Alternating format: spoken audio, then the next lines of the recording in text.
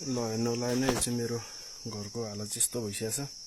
सुन्तला एकदम छ हामीहरू चाहिँ हैन। सुन्तला चाहिँ अब हामी चाहिँ सब काठमाडौँतिर बस्ने भएर होला, हामी चाहिँ घरसर छोडेर काठमाडौँतिर गएर बसियो। अनि काठमाडौँ गएर बस्नुको नतिजा चाहिँ यस्तो भयो क्या। अब यो चाहिँ सुन्तला एकदम धेरै भन्दा धेरै छ हाम्रोमा चाहिँ। यो सुन्तलाहरू चाहिँ अब सदुपयोग भएन, सब बाँदरले खाने, अनि अब अरूले टिपेर लाने। यो चाहिँ मेरो सब सुन्तलाघारी मात्रै हो होइन। यहाँबाट जति पनि देखिन्छ सबै सुन्तलाघारी हो मास्तिरसम्म। सुन्तला चाहिँ एकदम धेरै छ, हेर्नु सक्नुहुन्छ।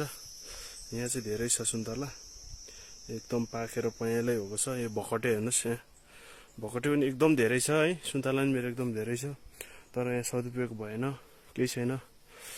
गाडीमा हालेर लिएर जानु र नजानु उस्तै हुन्छ। किनभने गाडीमा हालेर लगेर बेच्नु र गाडी भाडा तिर्नु उस्तै पर्ने भएको कारणले चाहिँ यतिको बसेको हो। अब यो चाहिँ सबै अब बाँदरहरूले खाने अनि गर्ने गर्छ। त्यति नै हो। सुन्तला चाहिँ एकदम धेरै छ पाकेको, देख्न सक्नुहुन्छ। एकदम धेरै मात्रामा छ सुन्तला।